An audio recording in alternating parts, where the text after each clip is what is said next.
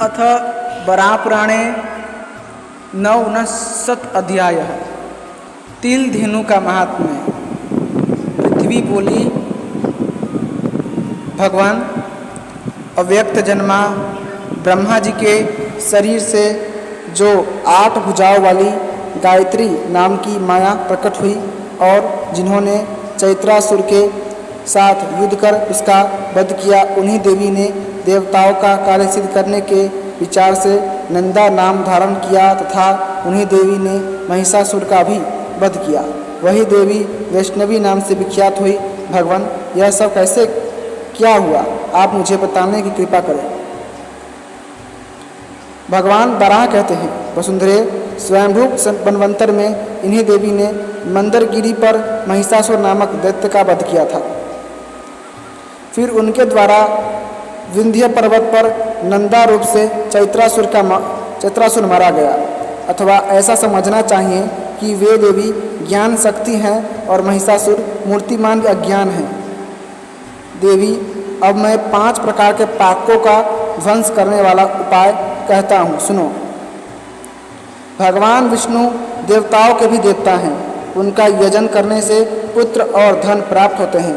इस जन्म में जो पुरुष दरिद्रता, व्याधि और कुष्ठ रोग से दुखी हैं, जिनके पास लक्ष्मी नहीं है, पुत्र का अभाव है, वह इस यज्ञ के प्रभाव से तुरंत ही धनवान, दीर्घायु, पुत्रवान एवं सुखी हो जाता है। इसमें प्रधान कारण मंडल में विराजमान लक्ष्मी देवी के साथ भगवान नारायण का दर्शन ही है। भगवान नारायण परम देवता हैं। देवी विधानपूर्वक जो उनका दर्शन करता है और कार्तिक महीने के शुक्ल पक्ष की द्वादशी तिथि के दिन आचार्य प्रदत्त मंत्र का उच्चारण करते हुए उन देवता का यजन करता है, अथवा संपूर्ण द्वादशी तिथियों के दिन या संक्रांति एवं सूर्य ग्रहण तथा चंद्र ग्रहण के अवसर पर गुरु के आदेशानुसार जो उनकी पूजा एवं दर्शन करता है, उस पर श्री हरि तुरंत ही प्रसन्न हो जाते हैं। उसके पाप दूर भाग जाते हैं। साथ ही उस पर अन्य देवता भी प्रसन्न हो जाते हैं। इसमें कोई संशय नहीं है। ब्राह्मण, क्षत्रिय और वैश्य तीनों वर्ण भक्ति के अधिकारी हैं। गुरु को चाहिए जाति, सोच और क्रिया आदि के द्वारा 1 वर्ष तक उनकी परीक्षा करे। 1 वर्ष तक शिष्य गुरु में श्रद्धा रखते हुए उनमें भगवान विष्णु की भावना करके अचल भक्ति करे।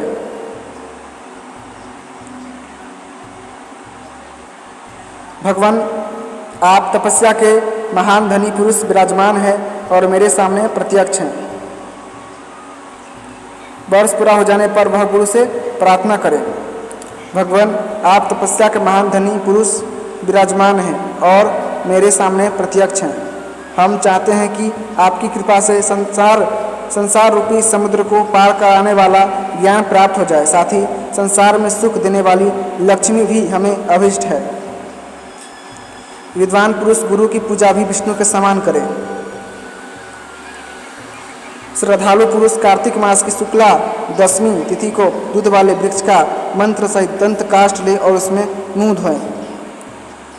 फिर रात्रि भोजन के बाद साधक देवेश्वर भगवान श्री हरि के सामने सो जाए। रात में जो स्वप्न दिखाई पड़े उसे गुरु के सामने व्यक्त करना चाहिए और गुरु को भी इन स्वप्नों में कौन सा शुभ है और कौन सा अशुभ, इस पर विचार करना चाहिए। फिर एकादशी के दिन उपवास रहकर स्नान करके व्रती पुरुष देवालय में जाए। वहाँ गुरु को चाहिए कि निश्चित की हुई भूमि पर मंडल बनाकर उस पर 16 पंखुड़ियों वाला एक कमल तथा सर्वतोभद्र चक्र लिखे, अथवा सफ़ेद वस्त्र से 8 पत्र वाला कमल बनाकर उस पर देवताओं को अंकित करें। उस चक्र को फिर यत्न से उजले वस्त्र से ऐसा आवेष्टित करे कि वह वस्त्र नेत्रबंध अर्थात उस मंडल देवता की प्रसन्नता का भी साधन बन जाए। वर्ण के अनुक्रम से शिष्यों को मंडप में प्रवेश करने के लिए गुरु आज्ञा दें। शिष्य को हाथ में फूल लेकर प्रवेश करना चाहिए। 9 भागों वाले मंडल में क्रमशः पूर्व, अग्निकोण, दक्षिण, नैऋत्य, पश्चिम, वायव्य, उत्तर और ईशान आदि दिशाओं में लोकपाल सहित इंद्र, अग्निदेव, यमराज, नैऋत्य, वरुण, वायु, कुबेर और रुद्र की स्थापना तथा पूजा करें। मध्य भाग में परम प्रभु श्री विष्णु की अर्चना करनी चाहिए। पुनः कमल के पूर्व, दक्षिण, पश्चिम और उत्तर पत्रों पर बलराम, प्रद्युम्न, अनिरुद्ध तथा समस्त पातकों की शांति करने वाले वासुदेव की स्थापना एवं पूजा करनी चाहिए। ईशान कोण में शंख की, अग्नि कोण में चक्र की, दक्षिण में गदा की और वायव्य कोण में पद्म की स्थापना एवं पूजा करनी चाहिए। ईशान कोण में मूसल की एवं दक्षिण में गरुड़ की तथा देवेश विष्णु के वाम भाग में बुद्धिमान पुरुष लक्ष्मी की स्थापना एवं पूजा करें। प्रधान देवता के सामने धनुष और खड़ग की स्थापना करें। नवे दल में श्रीवत्स और कौस्तुभमणि की कल्पना करनी चाहिए। फिर 8 दिशाओं में विधान के अनुसार 8 कलश स्थापित कर बीच में 90 प्रधान विष्णु कलश की स्थापना करनी चाहिए। फिर उन कलशों पर 8 लोकपालों तथा भगवान विष्णु की विधि पूर्वक पूजा करनी चाहिए। साधक को यदि मुक्ति की इच्छा हो तो विष्णु कलश से लक्ष्मी की इच्छा हो तो इंद्र कलश से प्रभुत संतान की इच्छा हो तो अग्नि कोण के कलश से मृत्यु पर विजय पाने की इच्छा हो तो दक्षिण के कलश से दुष्टों का दमन करने की इच्छा हो तो नृत्य कोण के कलश से शांति पाने की इच्छा हो तो वरुण कलश से पाप नाश की इच्छा हो तो वायव्य कोण के कलश से धन प्राप्ति की इच्छा हो तो उत्तर के कलश से तथा ज्ञान की इच्छा एवं लोकपाल पद पाने की कामना हो तो वह रुद्र कलश से स्नान करे। किसी एक कलश के जल से स्नान करने पर भी मनुष्य संपूर्ण पापों से छूट जाता है। यदि साधक ब्राह्मण है तो उसे अव्याहत ज्ञान होता है। साधक ब्राह्मण है तो उसे अव्याहत ज्ञान होता है। नवों कलशों से स्नान करने से तो मनुष्य पाप मुक्त होकर साक्षात भगवान विष्णु के तुल्य सर्वतः परिपूर्ण हो जाता है।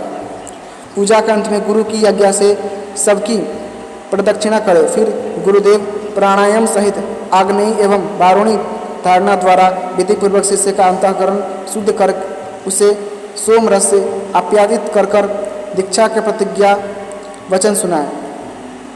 इस प्रकार ब्राह्मणों, वेदों, विष्णु, ब्रह्मा, रुद्र, आदित्य, अग्नि, लोकपाल, ग्रहों, वैष्णव पुरुषों और गुरु के सम्मान करने वाले पुरुष को दीक्षा द्वारा शीघ्र सिद्धि प्राप्त होती है।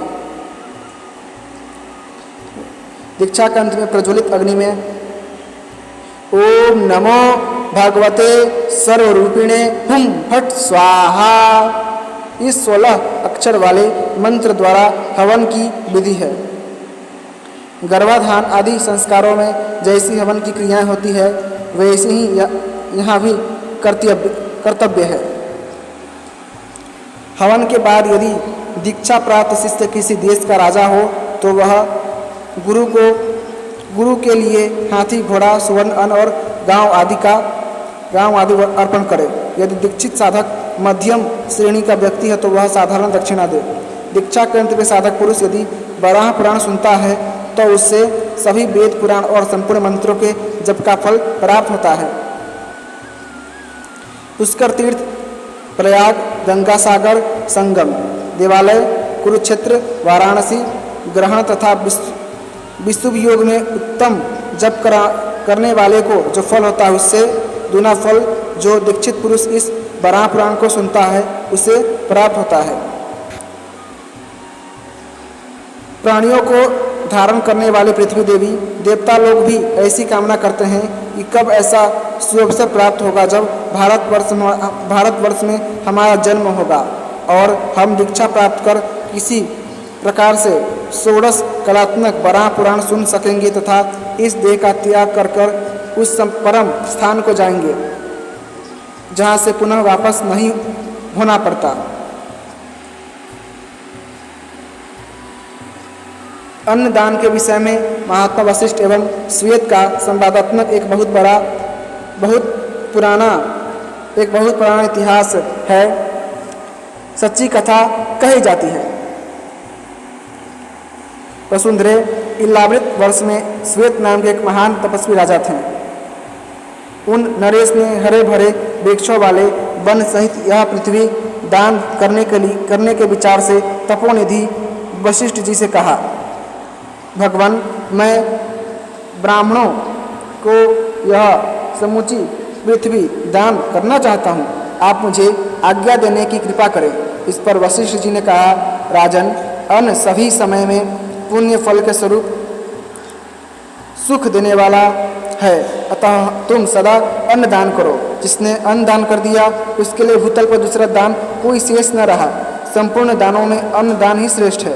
अन्न से ही प्राणी जीवन धारण करते हैं और बढ़ते हैं। अतः राजन, तुम प्रयत्नपूर्वक अन्न दान करो। किंतु राजा श्वेत ने वैसा न कर बहुत से हाथी, घोड़े, रत्न, वस्त्र, आभूषण, धान्य से पूर्ण अनेक नगर एवं खजाने में जो धन था उससे ही ब्राह्मणों को बुलाकर दान किया।